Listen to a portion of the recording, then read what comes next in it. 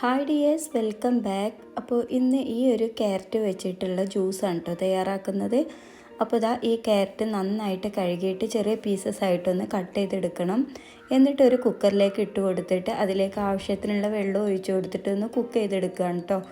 അപ്പോൾ ഏകദേശം ഒരു 3 വിസിൽ വരുന്നത് വരെ കുക്ക് ചെയ്തെടുത്താൽ മതി.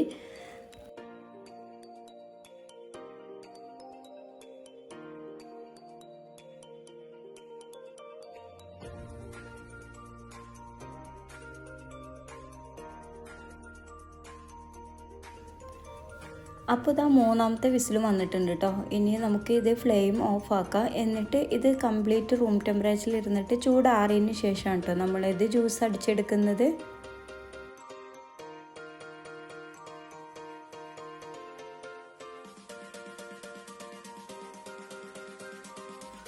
ഇതിപ്പോൾ നന്നായിട്ട് ചൂടാറിയിട്ടുണ്ട്. ഇനി നമുക്കിത് മിക്സിയുടെ ജാറിലേക്ക് ഇട്ടിട്ട് ജ്യൂസ് അടിച്ചെടുക്കാം.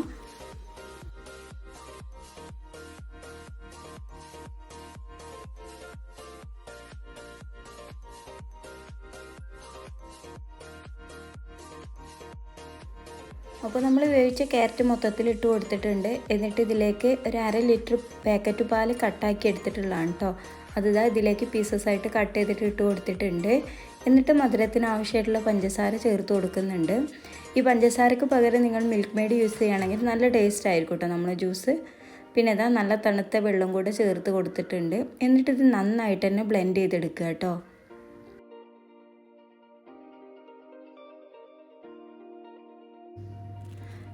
ഇതുപോലെ നന്നായിട്ട് തന്നെ ബ്ലെൻഡ് ചെയ്തെടുത്തിട്ടുണ്ട്. അപ്പോൾ ഇത് നല്ല തിക്കായിട്ടുള്ളൊരു ഷേക്കാണ് കേട്ടോ.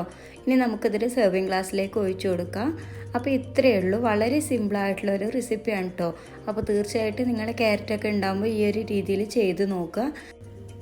അപ്പോൾ ഈ ഒരു റെസിപ്പി നിങ്ങൾക്ക് എല്ലാവർക്കും ഇഷ്ടപ്പെട്ട് കാണുമെന്ന് വിചാരിക്കുന്നു. ഇഷ്ടമായ ലൈക്ക് ചെയ്യുക, ഷെയർ ചെയ്യുക, നിങ്ങളുടെ അഭിപ്രായങ്ങളൊക്കെ താഴെ കമൻറ്റ് ചെയ്യുക. അതുപോലെ തന്നെ സബ്സ്ക്രൈബ് ചെയ്യാതെ കാണുന്നവരുണ്ടെങ്കിൽ ഒന്ന് സബ്സ്ക്രൈബ് ചെയ്ത് സപ്പോർട്ട് ചെയ്യണം. അപ്പോൾ അടുത്ത റെസിപ്പിയുമായിട്ട് വരുന്നത് വരേക്കും എല്ലാ കൂട്ടുകാർക്കും ബൈ. Thank you.